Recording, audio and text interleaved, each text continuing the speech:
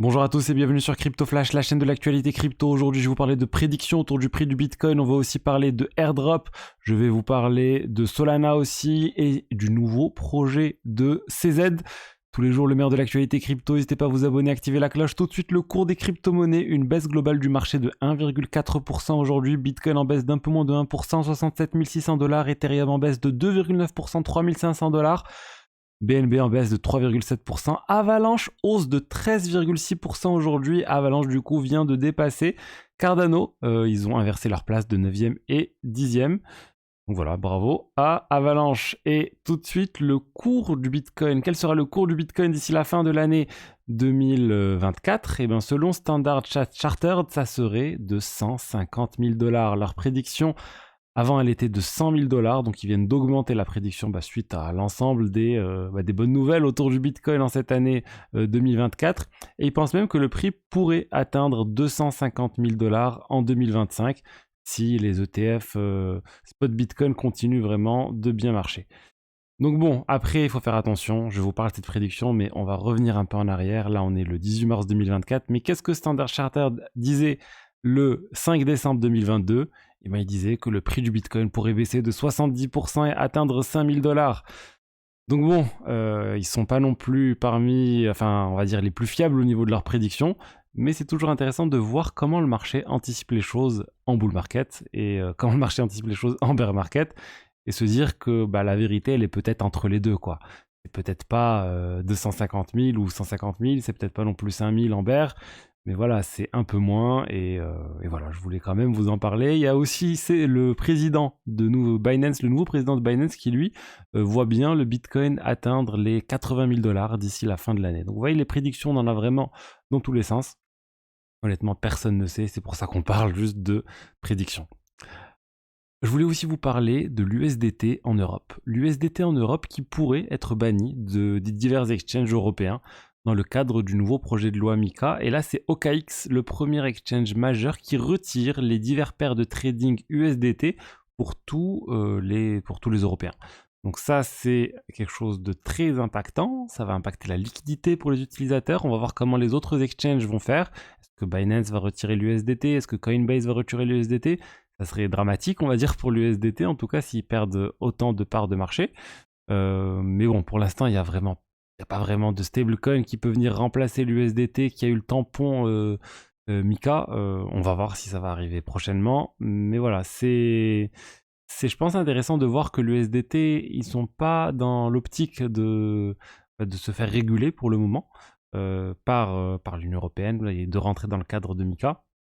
Même s'ils ont un stablecoin euro, voilà, bon, il faut suivre tout ça et je pense que ça pourra impacter pas mal d'exchanges. Ensuite, on va parler du airdrop d'Etherfi qui a bien eu lieu. Ether.fi, le projet de restaking sur Eigenlayer. Je vous ai longuement parlé d'Eigenlayer, du restaking. J'étais clairement positionné sur Etherfi et sur l'airdrop.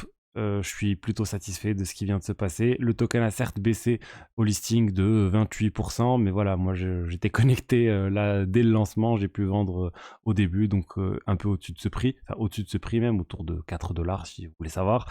Mais voilà, disons plutôt bonne nouvelle. Il y a une saison 2 du airdrop qui arrive aussi. Ça arrive, on ne sait pas quand. Il y a Eigenlayer encore qui arrive. Donc voilà, si vous avez eu ce airdrop, n'hésitez pas à me l'indiquer en commentaire.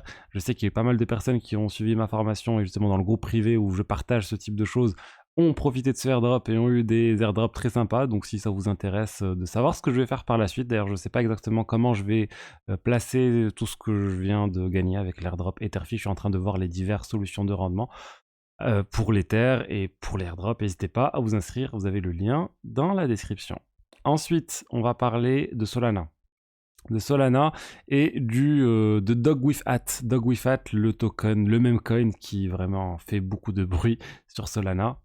Il a dépassé Floki en termes de market cap, mais ça on l'avait déjà dit. Mais Dog with Hat, c'est le symbole en fait des meme coins et de ce qui est en train de se passer sur Solana actuellement. Et il y a une autre tendance maintenant sur Solana. Il y a des sortes de ventes, il y a des sortes de pré-sales qui ont lieu.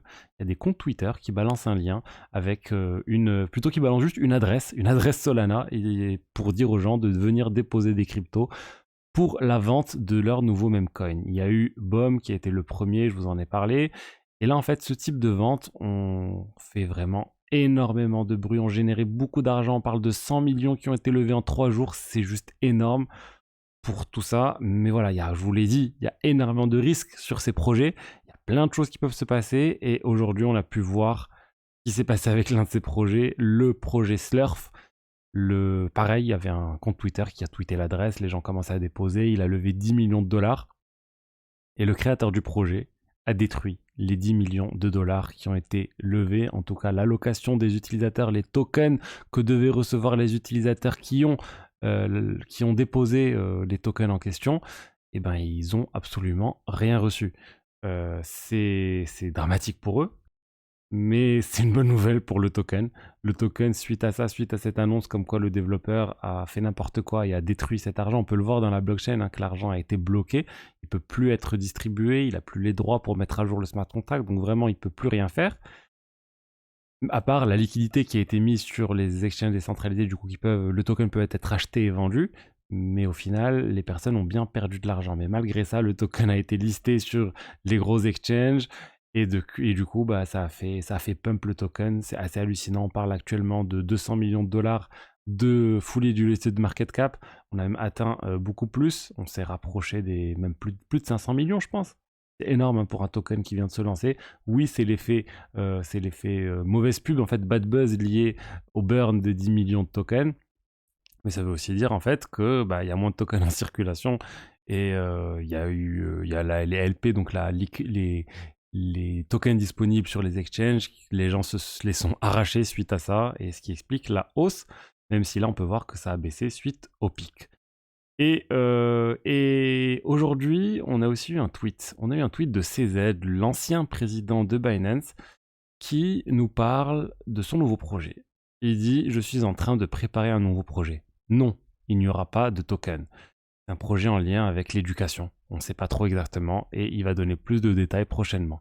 Donc il va sûrement lancer quelque chose en lien avec les cryptos. J'ai du mal à imaginer CZ lancer autre chose qu'en lien avec les cryptos, peut-être autour de apprendre aux gens comment utiliser les cryptos, ou comment utiliser la finance décentralisée, ou je ne sais pas en fait exactement ce qui est en train de se préparer. CZ, il se prépare potentiellement à aller en prison. On ne sait pas encore s'il va faire quelques mois ou rien du tout. Mais en tout cas, il travaille. Il a vraiment pris du recul. Il est moins actif sur Twitter qu'il ne l'était par le passé. Il est bloqué aux États-Unis en attendant la décision de justice. Et je pense qu'il s'ennuie et qu'il est en train de préparer la suite de sa carrière. Parce que oui, il est milliardaire en papier. Je pense qu'il doit avoir aussi des centaines de millions, peut-être en crypto, disponibles. Mais voilà, il doit être aux États-Unis bloqué sans savoir quoi faire, et il nous prépare quelque chose, et hâte de savoir ce que c'est. Voilà ce que je voulais vous dire aujourd'hui sur les diverses actualités crypto. J'espère que le contenu vous a plu. Si c'est le cas, n'hésitez pas à liker, commenter, vous abonner. Et je vous dis à demain pour la suite. Au revoir.